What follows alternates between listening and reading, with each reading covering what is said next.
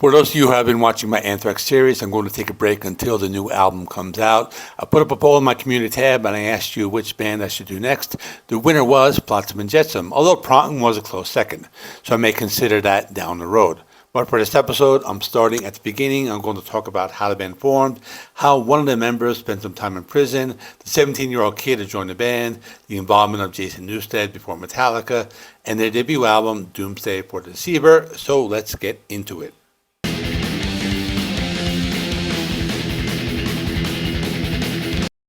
Flotsam and Jetsam was formed in Phoenix, Arizona in 1981. They are one of the pioneers of the thrash genre, although they don't really get much credit for it.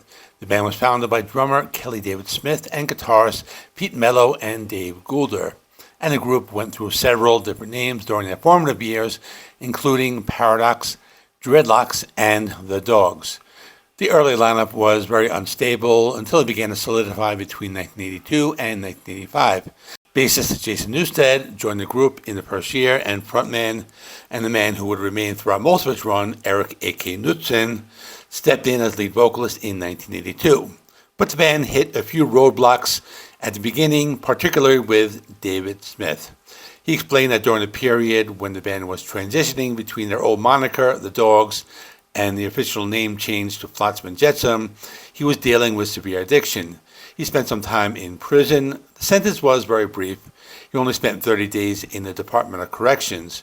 It was during this exact window of time when he was incarcerated that early guitarist Mark Vasquez decided to leave the band. This vacancy led Jason Newsted and the remaining members to scout and recruit 17-year-old Michael Gilbert, locking in the lineup that would eventually record their classic material. Before Gilbert was in the lineup, he was just a fan in the local Phoenix scene. He had actually attended one of the first few local shows the band ever played under the newly adopted name of Flotsam and Jetsam, when they opened for the legendary Danish metal band Merciful Fate. Gilbert recalls being blown away and instantly wishing he could be a part of the group. The opportunity materialized shortly thereafter.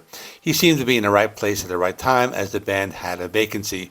Gilbert had a mutual friend who knew the band was actively looking for a new guitarist because the previous one was heading in a different musical direction. Jason Newsted reached out directly to the 17-year-old Gilbert, giving him a 5-song demo tape to learn. Gilbert took the tape, practiced the material, and went down to meet Newsted at a local establishment called the Guitar Shop in Scottsdale, Arizona. The audition was shockingly brief. Gilbert plugged in his guitar and played for a mere 2 minutes before Newsted stopped him, completely satisfied with his skill.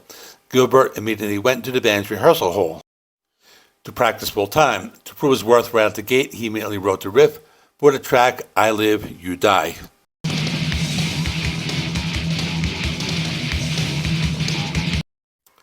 The song was featured on the Metal Blade Records compilation album, which snowballed into the record deal that secured the debut album.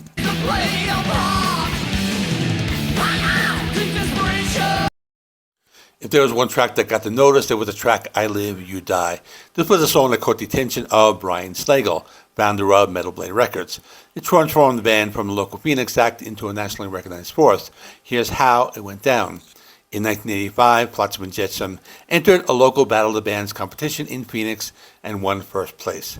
The grand prize was 6 hours of free studio time at Charlton Studios.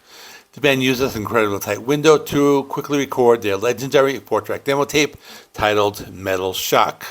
I Live You Die was the first song guitarist Michael Gilbert wrote after surviving his 2-minute audition with Jason Newsted.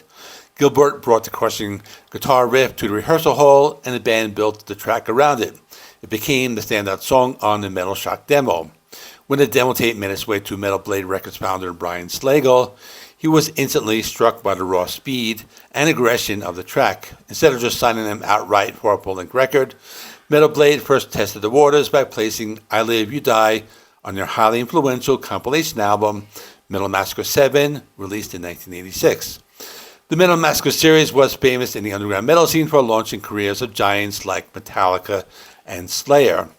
The massive underground response to Flotsam and Jetsam track on the compilation convinced Metal Blade to immediately sign him to a full contract to record their debut album, Doomsday for the Deceiver. Interestingly, even though I Live You Die was a song that got them signed, it did not appear on the original 1986 track list of Doomsday for the Deceiver. The band held the track back, ultimately re-recording it to serve as the centerpiece of their iconic sophomore album, No Place for Disgrace, in 1988. I'll talk more about that in episode 2.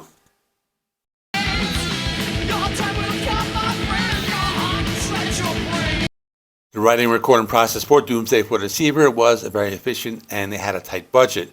But they were a young and hungry band, and they were ready to make the mark on the rising thrash metal scene.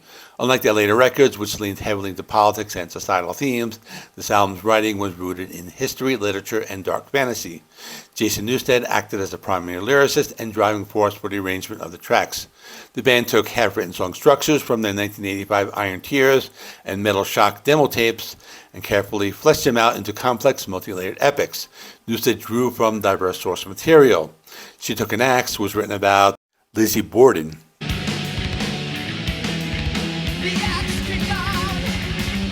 Der Führer focused on the horrors of Adolf Hitler.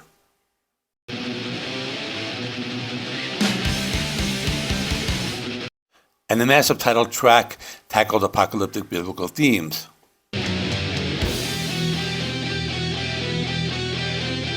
That paired seamlessly with Kelly David Smith's lightning-fast, ultra-precise drumming. The rhythm section gave guitarist Michael Gilbert and Edward Carlson a rock-solid foundation to trade off soaring dual lead solos and galloping thrash riffs. When Flotsam and Jetsam entered the studio in early 1986, Metal Blade gave them a limited budget and a short time frame to produce the album. The entire album was recorded on a shoestring budget of exactly $12,000.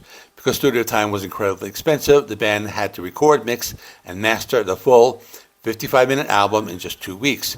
To get the most of their budget, recording was split between 3 distinct underground spaces in Los Angeles: Music Grinder Studios, Eldorado Studios, and Track Records. Metal Blade Records founder Brian Slagel produced the record, while legendary heavy metal engineer Bill Metoyer handled the mixing desk. Metoyer was famous for capturing the crisp, raw, and punchy guitar tones defining the era. Because they had practiced the tracks relentlessly in their Phoenix garage before traveling to Los Angeles, the band tracked their parts with unbelievable speed. Singer Eric A.K. Knudsen delivered soaring theatrical power metal vocals over aggressive speed metal tracks in just a few takes.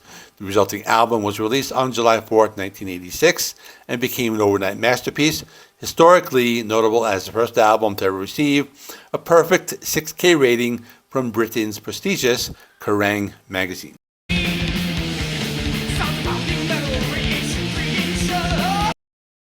Most of us know the story. I actually did a video on it earlier this year, but the story begins with a tragedy. On September 27, 1986, Metallica's legendary bassist, Cliff Burton, was tragically killed in a tour bus accident in Sweden. Devastated but determined to keep going to honor his memory, Metallica returned to San Francisco and quietly began looking for a replacement. At the time, Flotsam and Jetsam's debut album, Doomsday for Deceiver, was generating massive underground buzz. Brian Slagel, who was also a close friend of Metallica, suggested they look at Newsted. Without telling his Flotsam bandmates, Newsted flew to San Francisco to audition. Jason Newsted did not just learn a few tracks. He stayed up for days memorizing Metallica's entire catalog, including Cliff Burton's complex bass solos. On October 28, 1986, after a rigorous audition process, the members of Metallica took Newsted out to a famous San Francisco venue called Tommy's Joint.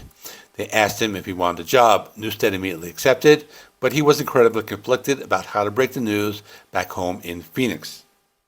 When Newsted arrived to Arizona, he called a mandatory band meeting at their rehearsal space. Singer Eric A.K. Knudsen and the rest of the band assumed they were meeting to plan a tour for Doomsday for Deceiver. Instead, Knudsen sat him down and broke the news that he was leaving for Metallica. The reaction was a mix of heartbreak and understanding. While the band felt completely blindsided and devastated that their main lyricist and driving force was quitting just as they were blowing up, they also recognized it was an opportunity of a lifetime that no musician could turn down. Even though Metallica essentially poached their bassist, Newsted did not leave them completely empty-handed. Before officially relocating, he handed the band a notebook filled with lyrics and arrangements he had been working on. Those lyrics and arrangements formed the absolute backbone of Flotsam and Jetsam's next album, No Place for Disgrace. Because of Newsted's parting gift, that sophomore record became a massive critical success, proving the band could survive and thrive even after losing their founding member. So that will be in my next episode where I continue the series. This is the first episode, so I start a playlist where I will add them as I make them. So if you happen to be watching this a few weeks after upload, there may be a few episodes there. I want to talk about the album before the new one comes out on August 28th. I might not finish before then, but no worries. I will carry the series to the end no matter what. Thanks for watching. Like and subscribe. I will see you in the next one.